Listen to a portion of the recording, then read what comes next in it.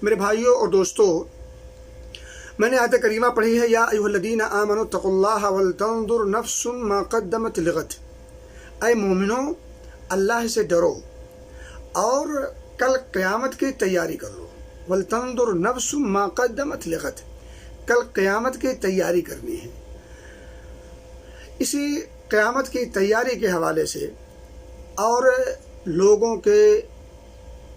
لوگوں میں جاگرکتا پیدا کرنے کے لیے یہ درس سجایا جاتا ہے، تاکہ یاد دہانی ہو سکے، تذکیر ہو سکے، لوگوں کی تنبیہ ہو سکے، بتایا جا سکے کہ بہت ساری چیزیں انسان جانتا اور بوجھتا بھی ہے، سمجھتا بھی ہے، اس کے فوائد و ثمرات اس کے سامنے ہوتے ہیں، لیکن وہ سستی اور غفلت کا شکار ہوتا ہے، تو اس وجہ سے وہ عمل پیرا نہیں ہوتا۔ لیکن جب کوئی آدمی اسے یاد دلاتا ہے، اس کی تنبیہ کرتا ہے، خیرخواہانہ انداز میں اس کو آگاہ کرتا ہے، تو پھر وہ چوکنا ہوتا ہے اور پھر وہ عمل پیرا ہونے کی کوشش بھی کرتا ہے اور عمل پیرا ہو بھی جاتا ہے۔ بہرحال تو میں کہہ رہا تھا کہ اللہ رب العزت نے مومنوں کو خطاب کر کے فرمایا کہ پہلی بات تو یہ ہے کہ ڈرو اللہ سے اور کل قیامت کی تیاری کرو، قیامت کے دن کی تیاری پر جٹ جاؤ۔ اور اللہ رب العزت کا فضل اور کرم ہی تو ہے یہ کہ اس نے ہمیں مکمل ایک مہینہ رمضان کا دیا ہے، تاکہ ہم 11 مہینوں میں جب زندگی کی پٹری پر جب ہم چلتے ہیں، جو خامیاں ہوتی ہیں، جو کوتاہیاں ہوتی ہیں، اس میں جو کمیاں آتی ہیں، ان تمام کمیوں کو ہم پورا کر سکیں، اس کی بھرپائی کر سکیں، اور مزید اللہ رب العزت کا فضل اور اس کا کرم تلاش کرتے ہوئے اس کی رحمت کو پا سکیں۔ تو میرے بھائیوں اور دوستوں، آج جو گفتگو کرنی ہے وہ گفتگو یہ ہے کہ جوانوں اور نوجوانوں سے خطاب ہے، اور پیغام نبوی ہے۔ یہ زبان میری ہے مگر پیغام نبی اکرم صلی اللہ علیہ وسلم کا ہے، اور میں آپ کے سامنے جوانوں اور نوجوانوں کے بیچ 3 حدیثیں رکھوں گا، اور ان 3 حدیثوں کو پڑھ کر کے اس کو سمجھانے کی کوشش کروں گا۔ اللہ مجھے بھی اس پر عمل کرنے کی توفیق دے، اور تمام سامعین و ناظرین کو بھی سمجھنے کی اور اس پر عمل پیرا ہونے کی توفیق دے۔ اچھا، ایک بات یاد رکھیں، نوجوانوں یا جوانوں کہنے سے یہ ہرگز مطلب نہیں کہ صرف جو مرد حضرات ہیں اور عورتیں اس سے خالی ہیں، نہ، یہ ہماری دیکھیے شریعت میں جب بھی مخاطب کیا ہے تو اگرچہ وہ مرد حضرات کو مخاطب کرتا ہے، لیکن اس میں عورتیں شامل ہوتی ہیں، الا یہ کہ کوئی خاص پہلو ہو تو اس سے ہٹ کر کے جب عام گفتگو ہوتی ہے تو مرد حضرات کے ساتھ ہی ساتھ خواتین، بچیاں، مائیں اور بہنیں بھی اس میں برابر کی شریک ہوتی ہیں اور شامل ہوتی ہیں۔ سب سے میں مخاطب ہوں۔ میرے بھائی دوستوں، میں سب سے پہلے آپ کے سامنے ایک حدیث رکھوں۔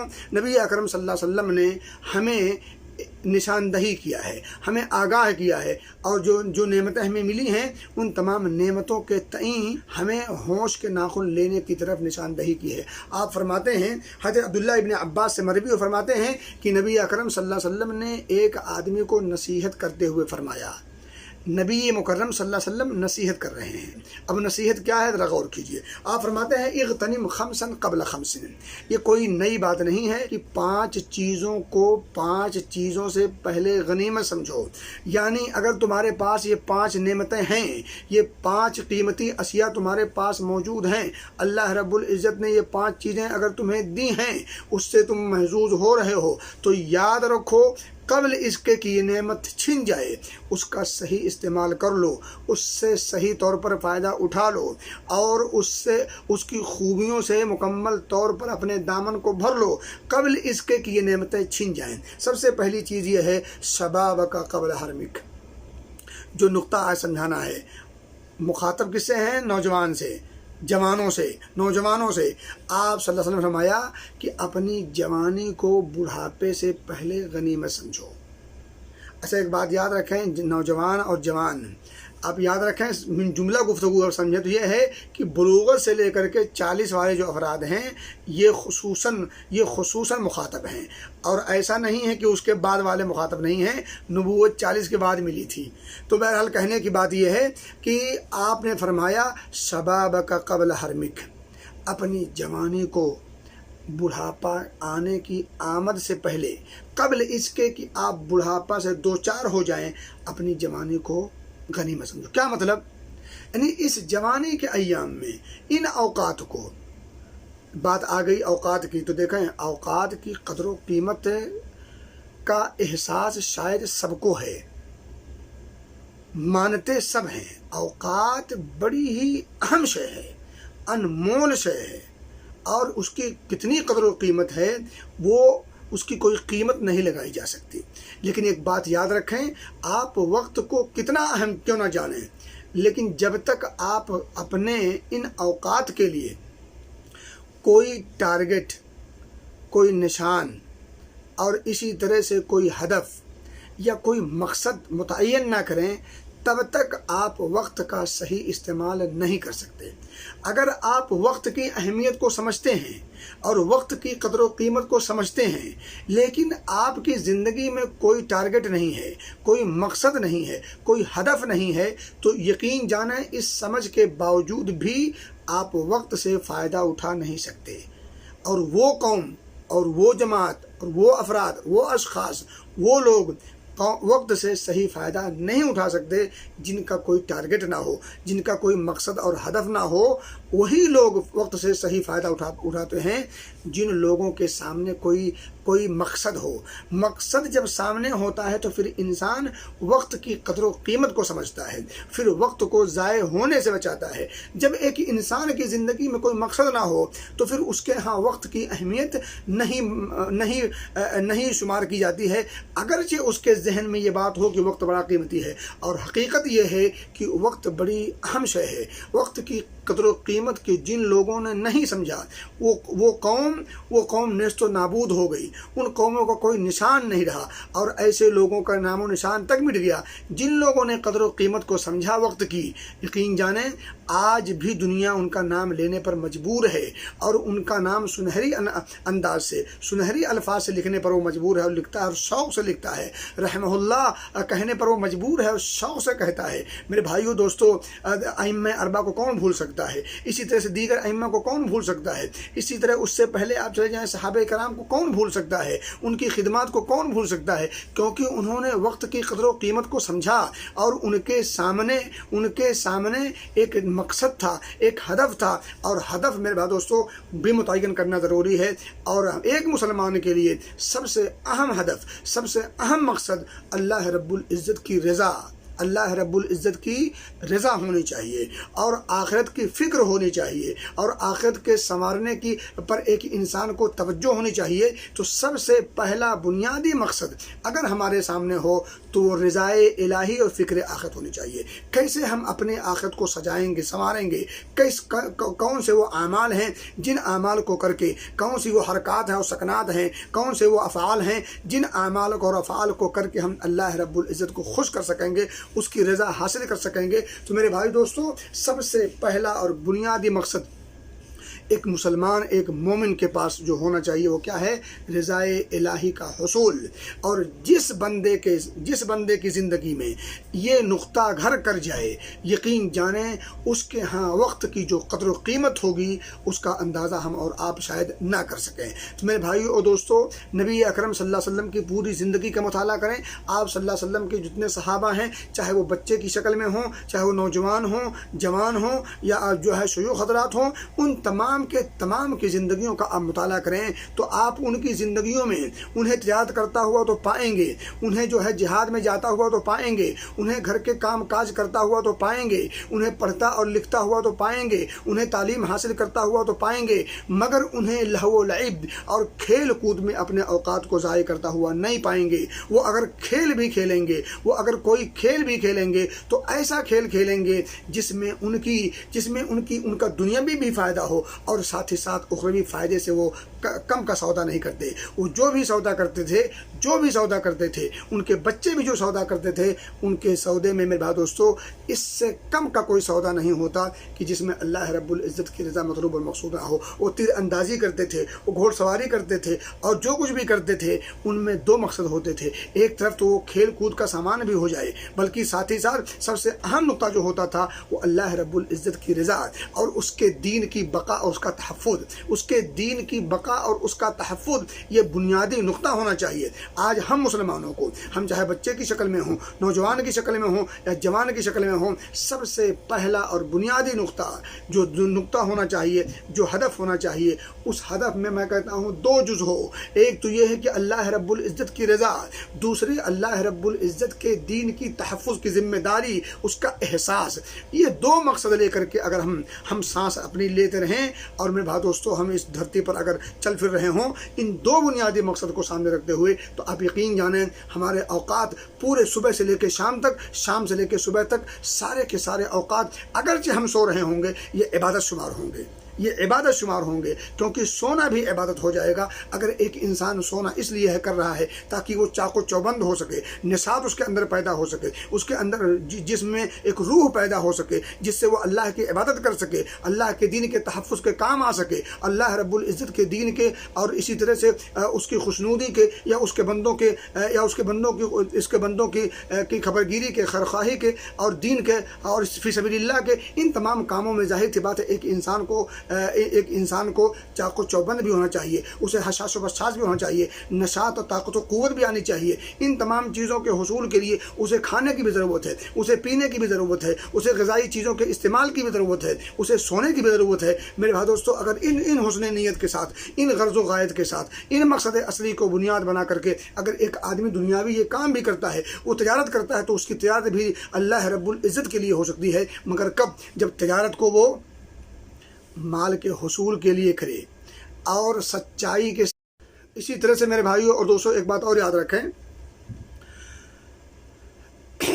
کہ اگر آپ یہ عبادت کر رہے ہوں، ان عبادات کو کرتے ہوئے اگر آپ کی نیت مخلص ہو، آپ کی نیت میں اخلاص ہو تو اس پر بھی آپ کو اجر و ثواب ملے گا۔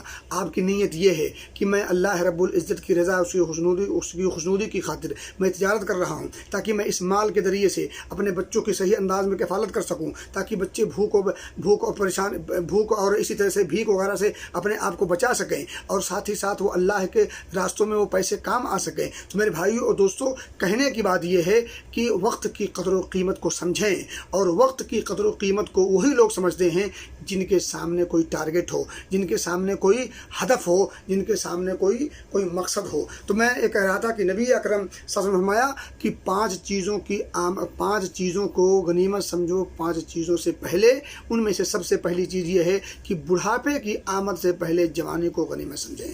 میں جوانی کی بات کر رہا تھا اور جوانی ہی پہ مجھے بات کرنی ہے، لیکن میں حدیث پوری کر دوں۔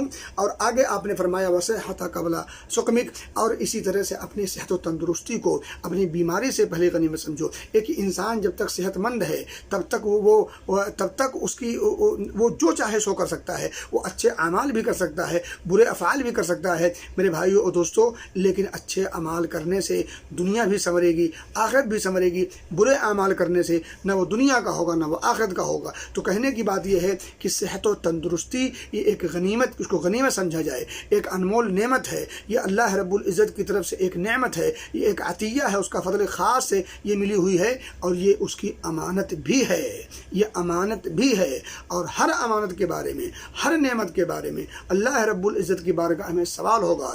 اس لیے اپنے صحت کے رہتے ہوئے اس کا صحیح استعمال کیا جائے، اس کو اللہ رب العزت کی رضا جوئی، اس کی خوشنودی کی خاطر استعمال کیا جائے، اللہ کے بندوں کی ہیلپ کے لیے، اس کی مدد کے لیے، ان کی نصرت و تائید، ان کی نصرت کے لیے، ان کی خیرخواہی کے لیے ان کو بھی استعمال کیا جائے۔ تو کہنے کی بات یہ ہے، دوسرا ٹکڑا یہ ہے کہ اپنی صحت کو بیماری سے پہلے غنیمت سمجھیں۔ نمبر 3 ہے وغناءک قبل فقرک، اسی طرح سے اگر اللہ رب العزت نے مال و دولت دیا ہے، امیر بنایا ہے، تو غریبی سے پہلے اسے غنیمت سمجھیں۔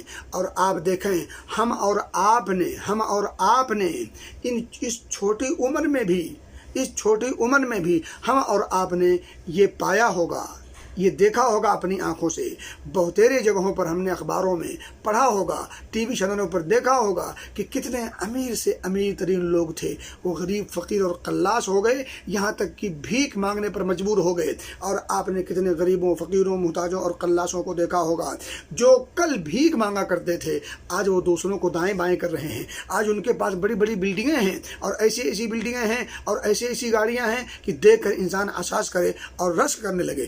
بھائی دوستوں، تو کہنے کی بات یہ ہے کہ یہ امیری غریبی اللہ رب العزت کے ہاتھ میں ہے، کب کس کو امیر کر دے، کب کس کو غریب بنا دے، کب غریب کو امیر اور کب امیر کو غریب بنا دے۔ اس لیے اگر اللہ رب العزت نے آپ کو کچھ پیسے دیے ہیں، کچھ مال و دولت دیا ہے، کچھ مال و زر دیا ہے، اسی طرح سے مال و پراپرٹیاں ہیں اور دیگر چیزیں مال کی شکل میں، جو کچھ بھی آپ کے پاس نعمت اللہ رب العزت نے دے رکھا ہے، ان کو ان کے ضائع ہونے سے پہلے، ان کے برباد ہونے سے پہلے، ان کے چھین جانے سے پہلے غنیمت سمجھیں۔ اسے اللہ کے راستوں میں خرچ کریں، اسے اس جگہ پر خرچ کریں جو اللہ رب العزت کی رضا کا ذریعہ ہے، اسے اس کا صحیح استعمال کریں۔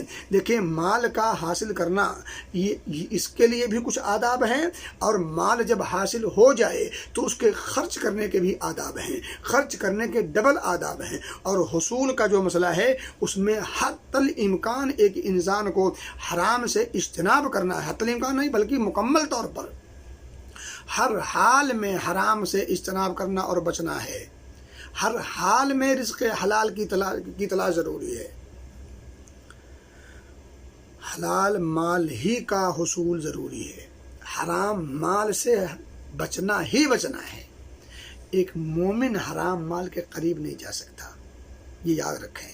اور حرام مال سے پلا ہوا جسم، حدیث مصطفیٰ کو اگر بغور پڑھا جائے تو وہ جسم زیادہ مستحق ہے کہاں کا؟ جہنم کا۔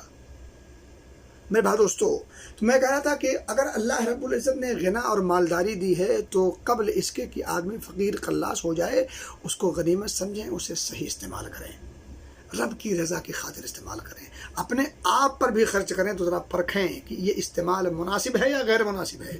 اگر مناسب ہے ضرور استعمال کریں، بخل سے ہرگز کام نہ لیں، بخل سے بھی بچیں، اسراف سے بھی بچیں، بلا وجہ بھی نہ خرچ کریں۔ اگر 1 روپے سے کام ہو جائے تو 1 روپے 5 پیسے خرچ نہ کریں، وہ 5 پیسہ ضائع آپ کر رہے ہیں، وہ اسراف سے کام لے رہے ہیں۔ اور میرے بھائی دوستو، بلا وجہ خرچ کرنا، بلا وجہ خرچ کرنا یہ تبذیر کہلاتا ہے، اور تبذیر کرنے والے مبذر کہلاتے ہیں، اور مبذر کو قرآن نے شیطان کا بھائی کہا ہے۔ ان المبذرین کانوا اخوان الشیاطین، کہ مبذر جو ہوتے ہیں جو بلا وجہ خرچ کرتے ہیں، ایک ہوتا ہے کہ آپ نے ضرورت پر خرچ کیا لیکن ضرورت سے زائد خرچ کیا۔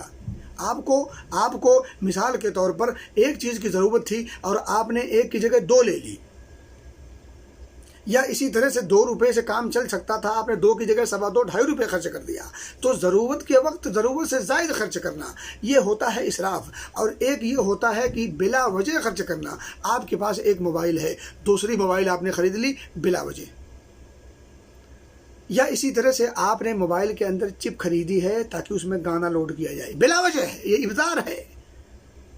ہاں، آپ نے وہی چپ خریدی ہے تاکہ اس کے اندر قرآن لوڈ کیا جائے، اس کے اندر دینی اور اصلاحی تقریریں لوڈ کی جائیں، اس کے اندر اقوال زرعی لوڈ کیے جائیں، اور اس کے اندر کچھ دینی چیزیں لوڈ کر کے خود سنی جائیں اور اپنے بچوں کو سنائی جائیں، تو ظاہر سی بات ہے یہ عمل آپ کا بہتر عمل ہوا۔ لیکن وہی چپ اگر آپ نے خریدی ہے تاکہ اس کے اندر فلمیں لوڈ کی جائیں، اس کے اندر گانے لوڈ کیے جائیں، اس کے اندر چٹکلے اور مذاق قسم کی چیزیں لوڈ کی جائیں جو بے فائدہ فضول چیزیں ہیں، ان تمام چیزوں کو لوڈ کرنے کے لیے اگر آپ نے وہ چیز خریدی ہے تو وہ ابذار ہے، اور ان المبذرین کانوا اخوان الشیاطین کو زمرے میں آئیں گے۔ اللہ ہم سب کو محفوظ رکھے۔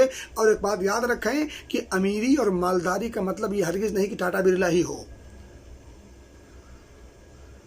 امبانی ہونا ضروری نہیں ہے۔ اللہ رب العزت نے جس کو جو کچھ دیا ہے، جس حد تک دیا ہے، جس لیول پہ دیا ہے، وہ اگر بھیک مانگنے سے اپنے آپ کو بچا پا رہا ہے، یقین جانے وہ مالدار ہے۔ جو بھیک مانگنے پر مجبور نہیں ہے وہ مالدار ہے۔ مالداری کے لیے ضروری نہیں کہ بینک بیلنس اتنے ہو کہ آپ کو پتہ چلے کتنے آپ کے پاس بینک بیلنس ہے، یہ ہرگز نہیں۔ اگر آپ کے پاس 2 وقت کا کھانا ہے تو آپ مالدار ہیں،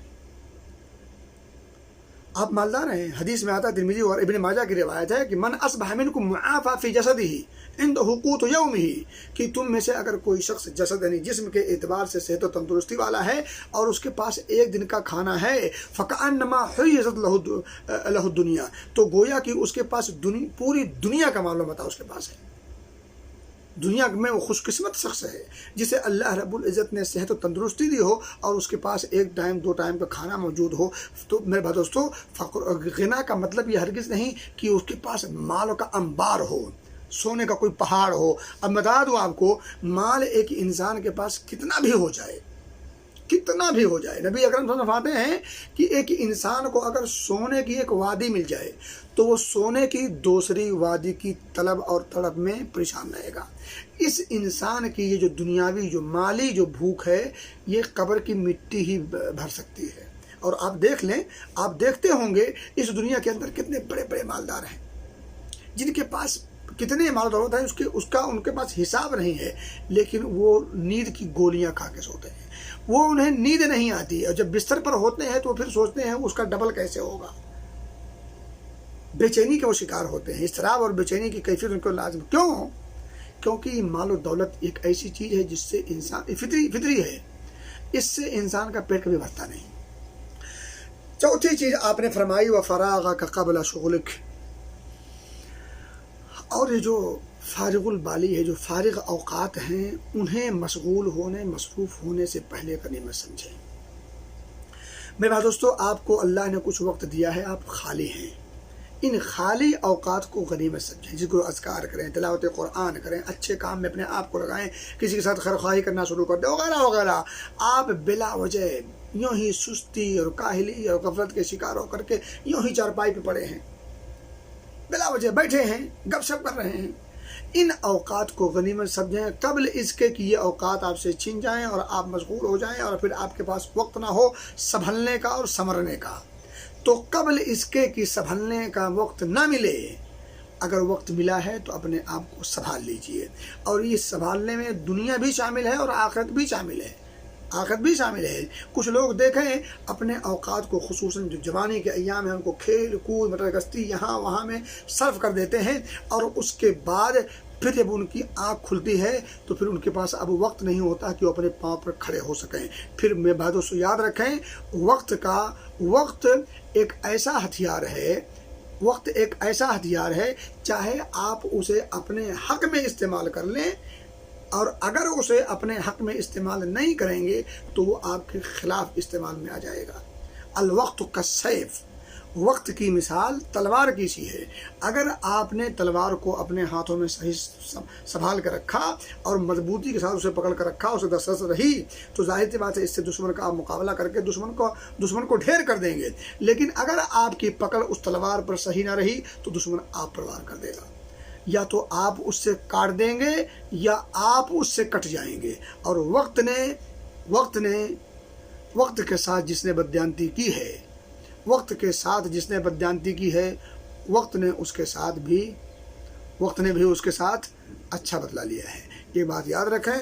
اس لیے اپنے اوقات کو جو مشغولیت سے پہلے کے ہیں ان کو غنیمت سمجھیں قبل اس کے کہ وہ آپ مشغول ہو جائیں اور پھر آپ کو سنبھلنے کا اور کام کرنے کا موقع نہ ملے۔ نمبر 5 ہے وحیاتک قبل موتک، اور اپنی زندگی کو اپنی موت سے پہلے۔ میرے بھائیو دوستو، شبابک قبل حرمک وحیاتک قبل موتک، یہ حیات میں یہ شباب شامل ہے، جوانی شامل ہے حیات میں، لیکن جوانی کو الگ سے خاص رکھا ہے۔ کیوں؟ کیونکہ جوانی میں ایک انسان جو کرنا چاہے سو کر سکتا ہے، پہاڑ کو اٹھا کر کے ادھر سے ادھر کر سکتا ہے۔ جی ہاں، ایک پہاڑ کو اٹھا کر کے ادھر سے ادھر کر سکتا ہے، حالات کے رخ موڑ سکتا ہے، ہواؤں کے رخ کو موڑ سکتا ہے۔ میرے بھائیوں اور دوستو، جوانی اور نوجوانی، اس میں جوش ہوتا ہے، اس میں جذبہ ہوتا ہے، اس میں طاقت و قوت ہوتی ہے، سوچ اور فکر کی صلاحیت ہوتی ہے۔ ایک انسان اپنے آپ میں اس جوش و جذبے کے تحت کام کرنے کا جوش رکھتا ہے، ولولہ رکھتا ہے، تو جوش و ولولے سے کام ہوتا ہے، جوش و ولولے سے کام ہوتا ہے۔ اور جب انسان جوانی کے ایام میں ہوتا ہے تو جوش و ولولے کی بھرپور طور پر ہوتے ہیں، اس لیے ان ایام میں کام کرنے کے مواقع بھرپور طور پر ہوتے ہیں۔ تو اسی لیے نبی اکرم صلی اللہ علیہ وسلم نے شباب کو خصوصی طور پر بڑھاپے کی آمد سے پہلے، یا اسی طرح سے بیماری کی آمد سے پہلے، یا اسی طرح سے مشغولیت کی آمد سے پہلے اسے صحیح طور پر استعمال کر لینا چاہیے۔ اور آپ نے کیا فرمایا کہ اپنی موت سے، اپنی حیات کو، اپنی زندگی کو اپنی موت سے پہلے غنیمت سمجھیں، یعنی موت کی آمد سے پہلے اپنے مقصد اصلی پر پہنچنے کا انتظام کرنا از حد ضروری ہے۔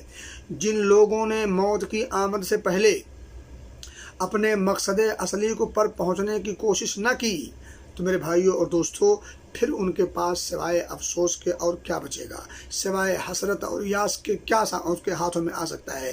دوسری بات یاد رکھیں کہ ہم میں سے کس کو اس بات کا علم اور پتہ ہے کس کو اس بات کی خبر ہے کہ کب تک اس کی زندگی ہے؟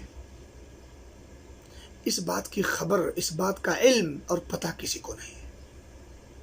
یہ میرے جملے پورے ہوں یا نہ ہوں، مجھے اس بات کی خبر نہیں ہے، مجھے اس بات کا علم اور پتہ نہیں ہے کہ میں یہ اپنے جملے جو میں زبان سے ادا کر رہا ہوں، یہ جملے میں پورا کر سکتا ہوں۔ کیا مجھے اس بات کی خبر ہے؟ نہیں خبر ہے۔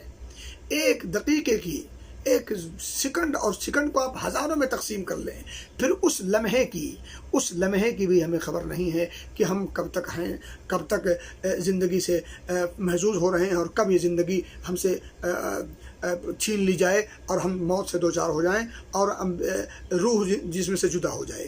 میرے بھائی دوستو، اس لیے ایک مومن کی ذمہ داری ہے کہ وہ ہر آن، ہر لمحہ اپنے مقصد اصلی پر نگاہ رکھے۔ کیوں؟ اس لیے کہ جو ہوشیار لوگ ہوتے ہیں، جو عقل مند لوگ ہوتے ہیں، آپ دیکھیں جہاز ہو یا ٹرین ہو، اس کو وقت سے پہلے اڑتا نہیں دیکھا، چلتا نہیں دیکھا، الا ماشاء اللہ۔ لیکن عقل مند جو لوگ ہوتے ہیں 1-2 گھنٹہ پہلے نکل جاتے ہیں گھر سے۔ کیوں نکلتے ہیں پہلے؟ اس لیے پہلے نکلتے ہیں، چلو فلائٹ والا مسئلہ والا کہ وہاں کو 2 گھنٹہ پہلے آپ کو حاضر ہونا ہے، وہ تو ان کا قانون ہے، تو قانون کو فالو کرنا ہے۔ لیکن اس کے باوجود ہم 2-3 گھنٹہ پہلے نکل جاتے ہیں گھر سے۔ کیوں نکلتے ہیں؟ بیوی، ماں اور باپ، بیٹے اور جتنے گھر کے اعزاء و اقربا ہیں وہ بھی کہتے ہیں بھیا، بابو، بیٹے فلانے جلدی نکل جاؤ، 2 گھنٹہ پہلے چلے جاؤ، وہیں جا کے ویٹ کر لینا، وہیں جا کے انتظار کر لینا۔ حالانکہ محبت ہوتی ہے، وہ چاہتے ہیں کہ زیادہ سے زیادہ ہمارے پاس رہیں، لیکن اس چاہت کے باوجود اپنے عزیز کو 2-4 گھنٹہ پہلے گھر سے بھیج دیتے ہیں، یا ہم اپنے عزیز کو 2-4 گھنٹہ پہلے گھر سے پہلے بھیج دیتے ہیں، یا ہم خود چلے جاتے ہیں گھر کا عیش و آرام چھوڑ کر کے، سکون چھوڑ کر کے۔ کیوں؟ تاکہ گاڑی چھوٹے نہ۔ یہ زندگی کی گاڑی کا عالم یہ ہے، اور آخرت کی گاڑی اگر چھوٹ گئی تو، زندگی کی گاڑی اگر چھوٹ جائے تو اس کا ریپلیسمنٹ ہے آپ کے پاس، اس کا بدل ہے آپ کے پاس۔ ٹھیک ہے، تھوڑی دقت ہوگی، تھوڑی پریشانی ہوگی، لیکن اس کا بدل آپ کے پاس ہے۔ آپ یہ فلائٹ چھوٹ گئی، دوسرے چلے جائیں، یہ ریل چھوٹ گئی، یہ گاڑی چھوٹ گئی، پٹری، یہ گاڑی نکل گئی، دوسرے چلے جائیں گے۔ آج چھوٹ گئی، کل چلے جائیں گے۔ لیکن کیا مرنے کے بعد دوبارہ پھر آ کر کے اپنے اس چھوٹے ہوئے کام کے کرنے کا موقع ہے؟ نہیں،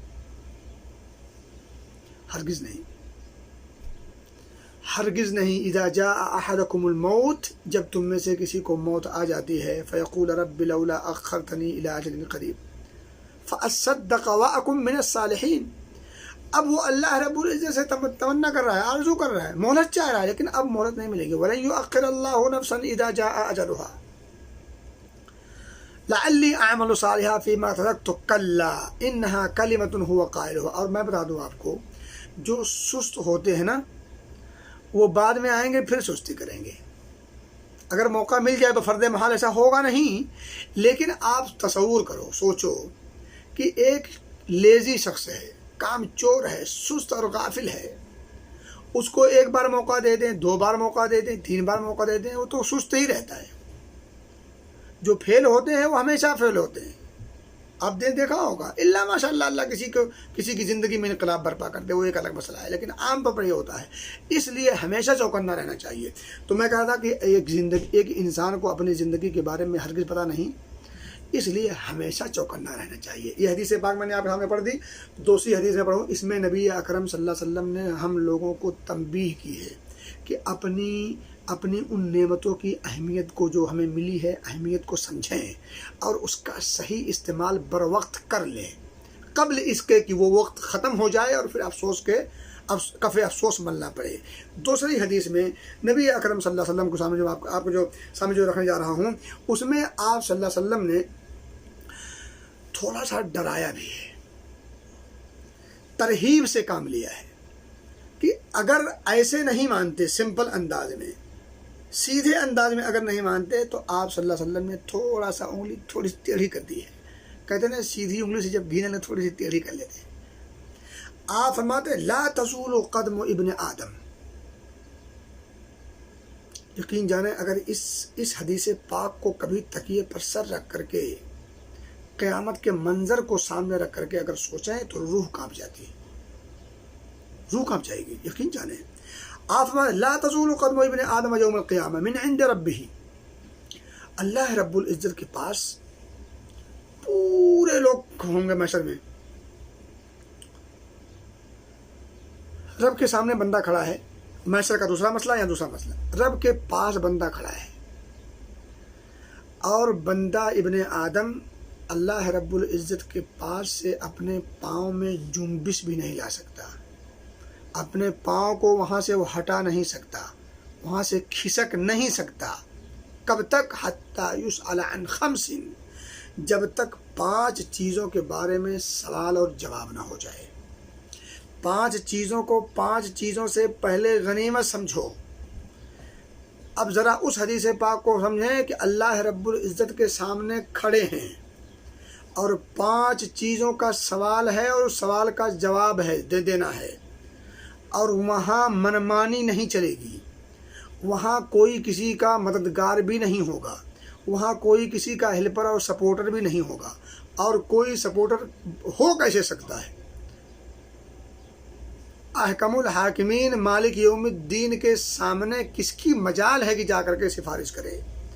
کس کی مجال ہے؟ لیس لہم من دونہ ولی ولا شفیع.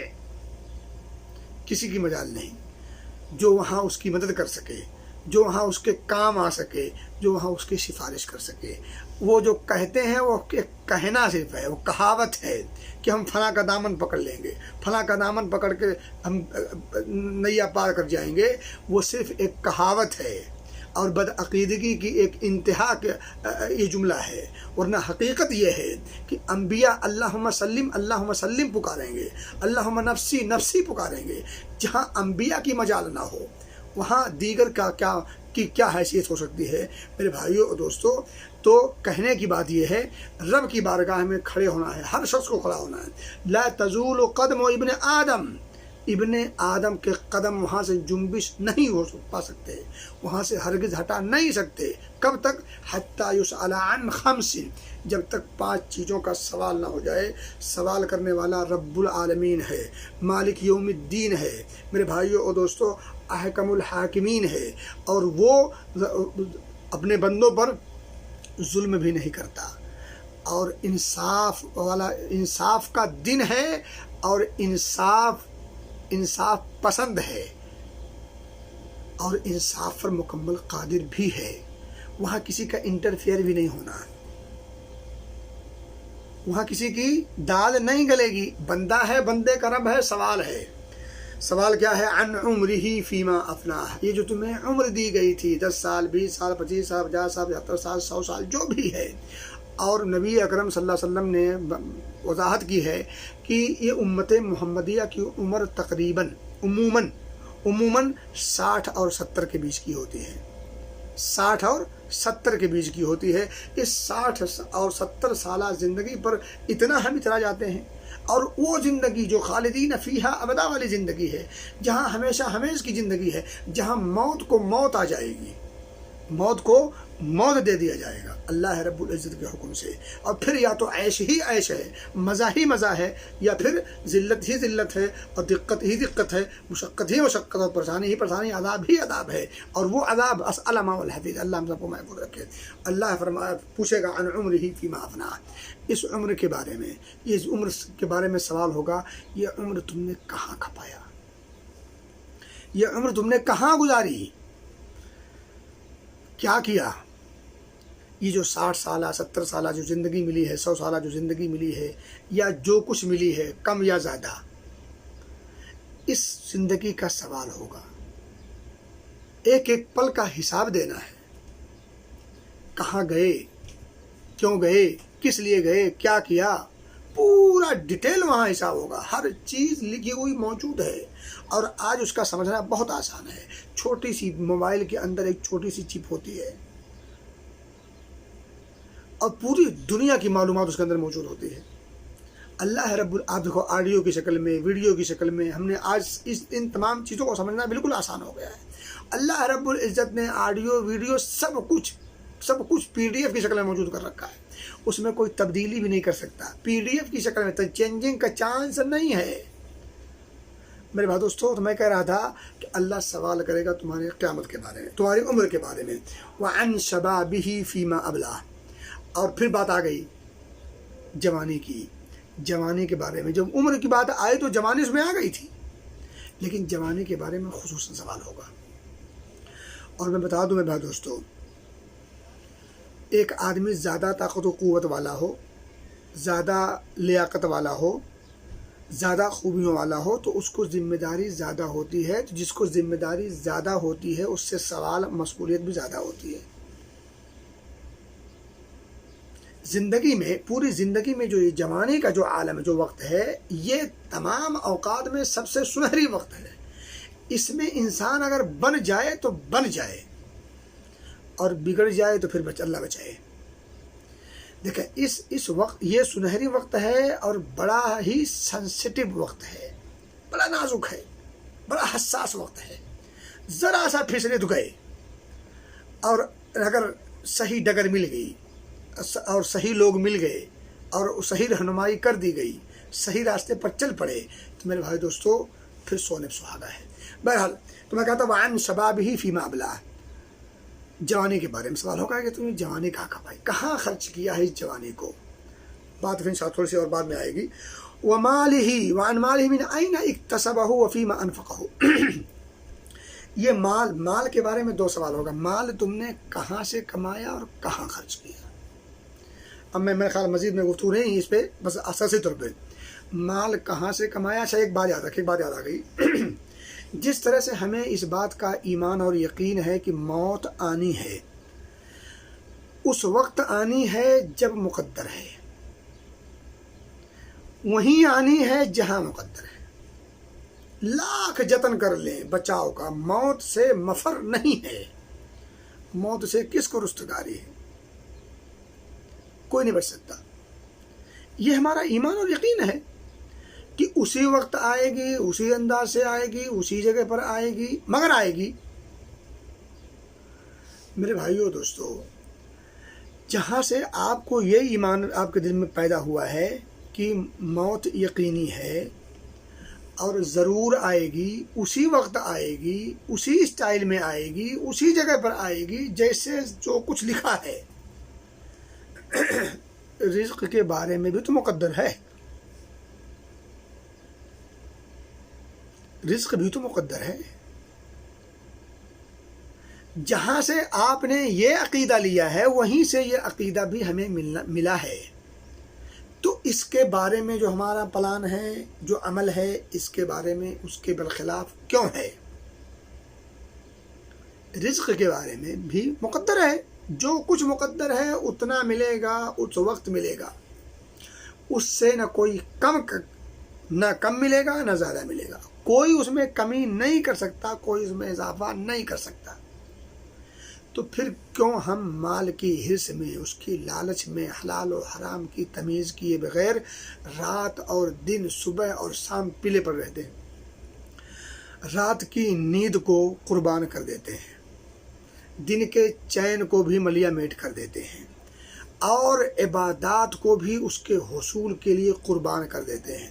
اللہ کی رضا اور عدم رضا، اس کی ناراضگی، اس کی خوشنودی، ان تمام چیزوں کی پرواہ کیے بغیر مال کی طلب اور طلب اور اس کے حصول اور جستجو میں کیوں ہم پاگل اور مجنون اور دیوانہ بن جاتے ہیں؟ کیا ہمارا ایمان نہیں کہ جو مقدر ہے وہ ہے، اتنا لے؟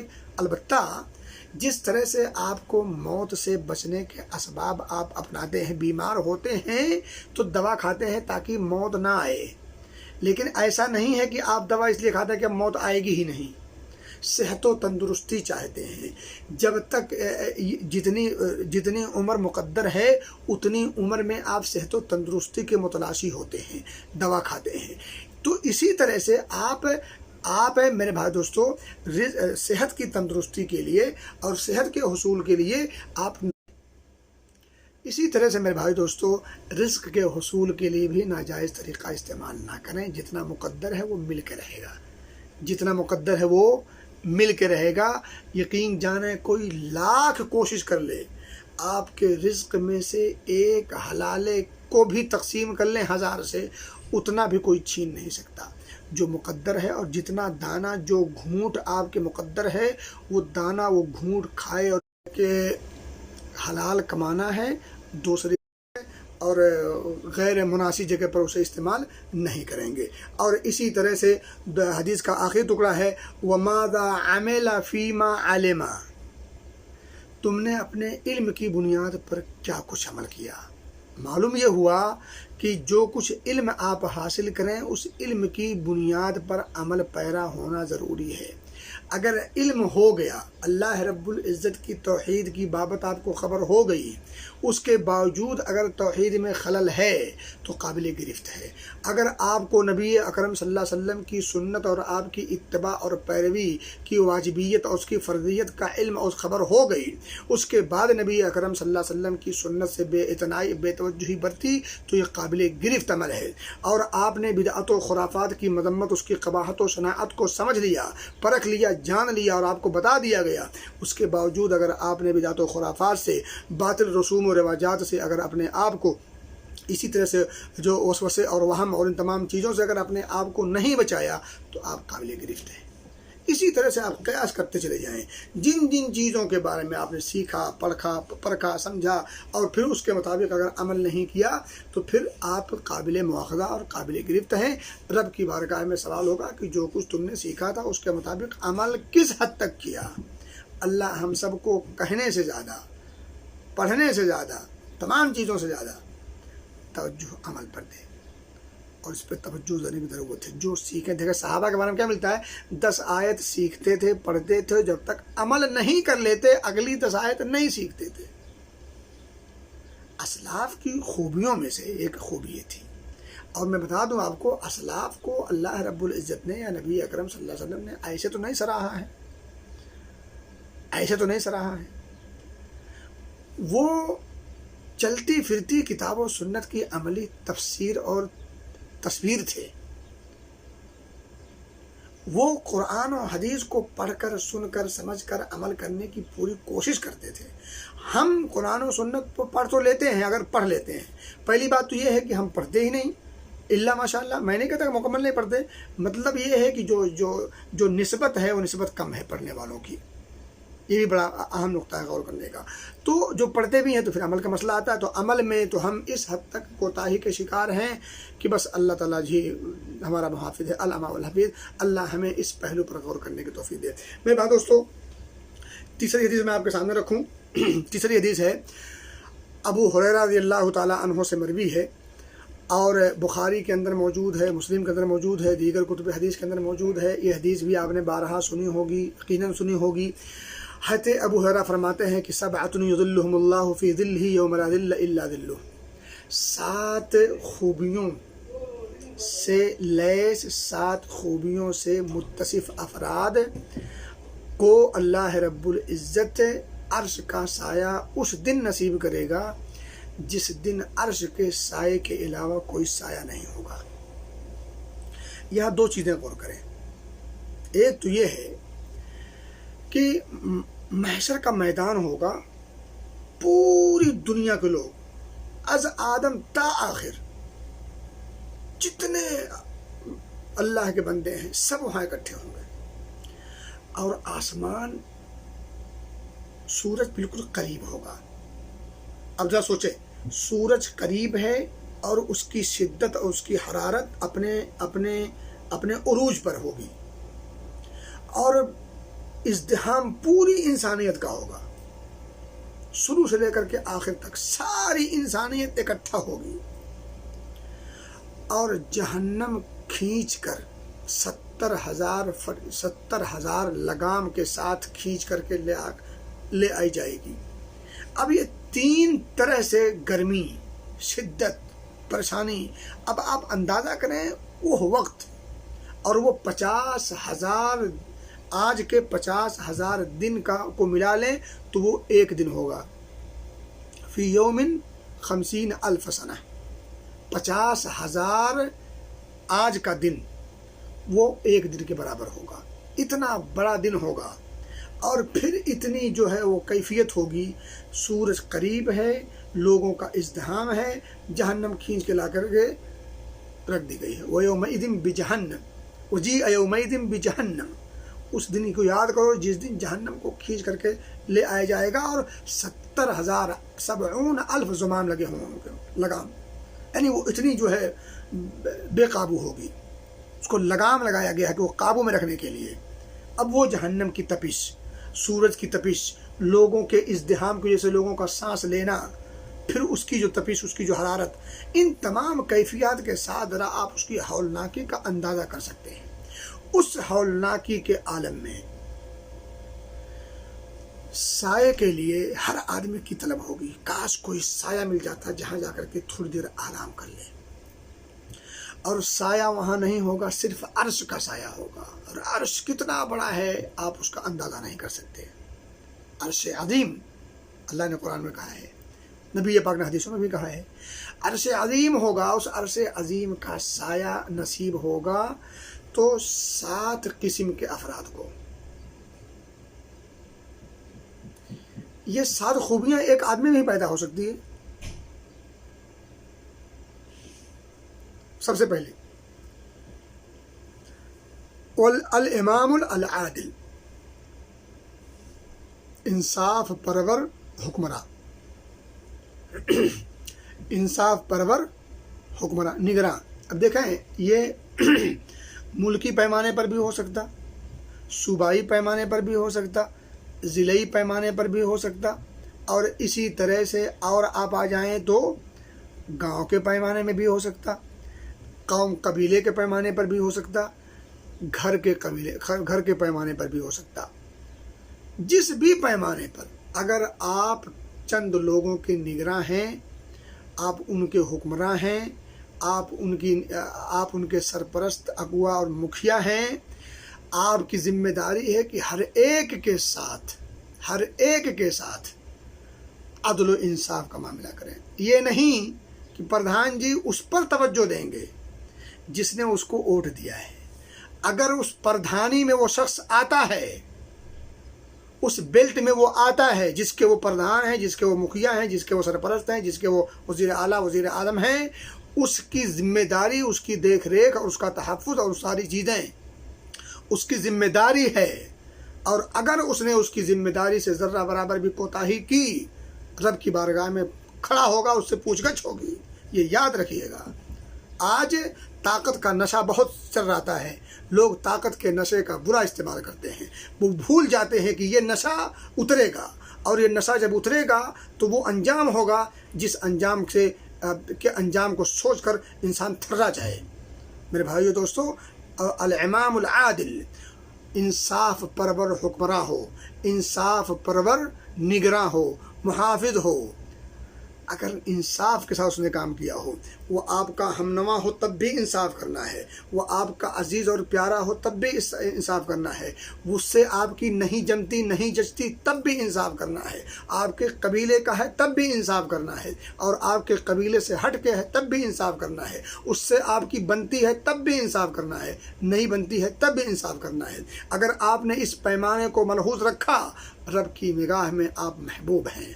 عرش کے سائے تلے جن کو سایہ ملے گا، اس ہولناکی کے عالم میں ان میں سے آپ ایک ہیں۔ لیکن اگر ایسا نہیں کیا تو پھر اس کا انجام بد سے آپ بچ نہیں سکتے۔ میرے بھائی دوستوں، بات آگے نکل جائے، دوسری بات یہ ہے، وہ شاب، جو نقطہ ہے، شاب نشأ فی عبادت ربہ، وہ نوجوان جس کی زندگی، جس کی نشو نما، جس کے ایام اللہ رب العزت کی عبادت میں گزرے۔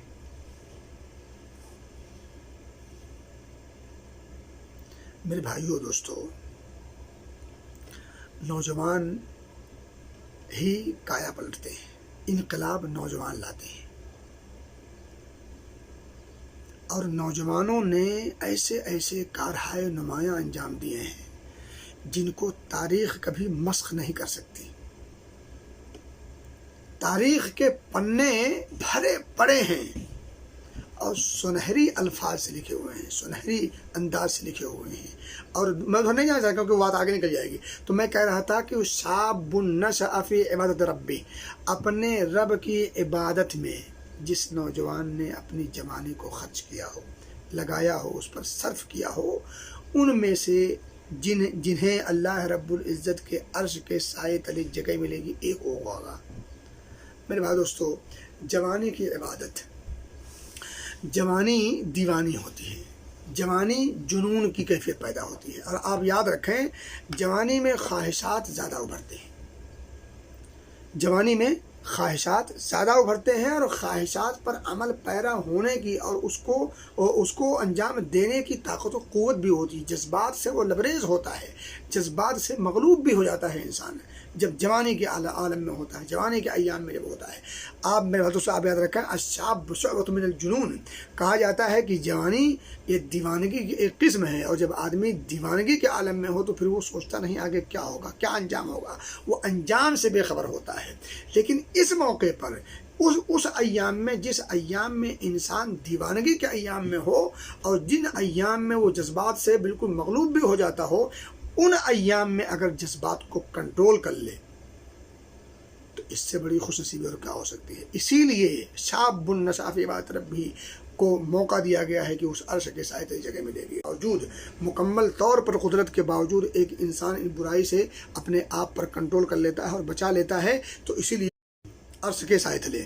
میرے بھائیوں اور دوستوں، تو یہ ہو گئی نمبر 2۔ نمبر 3 ہے ورجل قلبہ معلق بالمساجد، اور ایک وہ ہے جس کا دل مسجد سے لڑکا ہوا ہو، یعنی مسجد سے، اب دیکھیں یہیں سے مسجد کی فضیلت اور مسجد والوں کی فضیلت اور مسجد سے دل لگے تو ان کی فضیلت، تو اور بہت ساری چیزیں بہرحال معلوم ہوتی ہیں۔ تو کہنے کی بات یہ ہے کہ جو لوگ اللہ کی عبادت سے معمور ہوتے ہیں، جن کے دل میں اللہ کی عبادت سے لگاؤ ہوتا ہے، اس کو چاشنی ہوتی ہے، اور اس سے ان کے دلوں کو فرحت اور خوشی میسر ہوتی ہے، ایسے لوگوں کو بھی اللہ رب العزت مواقع فراہم کرے گا۔ اور دو وہ آدمی ہیں جو اللہ کے لیے محبت کرتے ہوں آپس میں، اور وہ جب ملتے ہوں تو اسی اللہ کی محبت کی خاطر، دین کی محبت کی خاطر ملتے ہوں، اور جب کبھی وہ آپس میں جدا ہوں تو جدائی بھی ہوتی ہو تو اللہ رب العزت کی محبت کی خاطر اور اللہ رب العزت کے دین کے نام پر۔ اور نمبر 5 ہے وَرَجُلٌ طَلَبَتْهُ امْرَأَةٌ ذَاتُ مَنْصَبٍ وَجَمَالٍ۔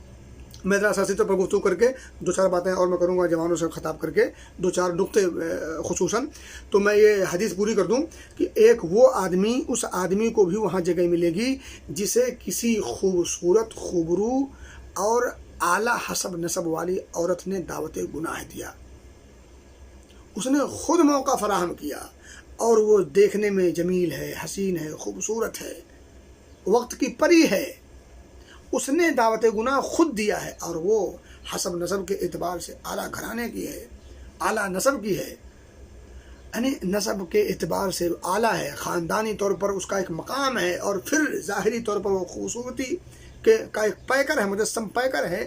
وہ اگر آپ کو دعوت گناہ دے، اس موقع پر آپ کہیں انی اخاف اللہ۔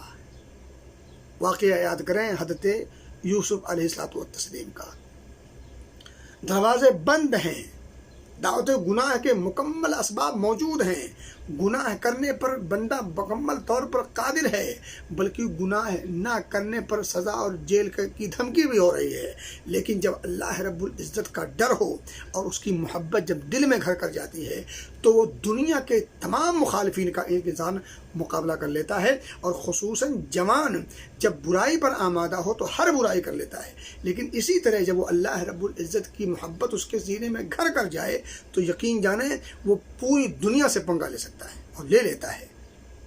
تو میرے بھائی دوستو، کہنے کی بات یہ ہے کہ ایک وہ آدمی جسے اللہ رب العزت نے عرش کے سائے تلے جگہ دینی ہے، وہ آدمی ہے جسے ایک خوبصورت اور اعلیٰ نسب والی عورت نے دعوت گناہ دیا، لیکن وہ اللہ کا خوف کھاتے ہوئے اس گناہ سے اپنے دامن کو بچا لیا اور بالکل پاک و صاف نکل گیا، تو ایسے شخص کو بھی موقع ملے گا۔ اور آج میں بتا دوں، یہ سوشل میڈیا کا زمانہ ہے، اور انٹرنیٹ کا زمانہ ہے، یوٹیوب کا زمانہ ہے، گوگل کا زمانہ ہے۔ آج تو کس قدر نوجوان عموماً بے راہ روی کا شکار ہے، اور خصوصاً نفس پر ان کنٹرولنگ کے حوالے سے۔ اپنے نفس پر کنٹرول نہیں کر پا رہا ہے، اور پھر اس کے استعمال سے جو برے نتائج ہو رہے ہیں وہ بھی آپ اور ہم سب دیکھ رہے ہیں، دیگر ذرائع سے اور سوشل میڈیا اور دیگر آلات سے ہم اور آپ کو اندازہ ہو رہا ہے کہ اس ترقی نے ہمیں کہیں کا نہیں چھوڑا ہے۔ میں نہیں کہتا کہ اس کا استعمال غلط ہے، یہ اس کا استعمال ہی میں کر رہا ہوں جو آپ محظوظ ہو رہے ہیں، میں بھی آپ کو کچھ پیش کر رہا ہوں، تو میں یہ ہرگز نہیں کہتا کہ اس کا استعمال غلط ہے، لیکن اس کا برا استعمال غلط ہے۔ اس کا صحیح استعمال ضرور کیا جائے۔ اس کی مثال چاقو اور چھری جیسی ہے، آپ اس سے سیب کاٹو اور اسی طرح سے پھل وغیرہ کاٹو، اور دیگر چیزیں جو کام کی چیزیں ہیں وہ بھی کاٹ سکتے ہیں۔ آپ کسی کا گلا بھی کاٹ سکتے ہیں، کسی کے ہاتھ بھی کاٹ سکتے ہیں، کسی کی انگلی کاٹ سکتے ہیں، کسی کی آنکھ چاقو سے نکال سکتے ہیں، لیکن میرے دوستو اس صدقۃ فاخفاها حتى لا تعلم شماله ما تنفق يمينه کہ ایک وہ بھی آدمی ہوگا جس نے صدقہ نہایت ہی خفیہ انداز سے کیا، اور خفیہ اس انداز سے کیا کہ اس کے دائیں ہاتھ نے کیا پائے گا۔ تو میرے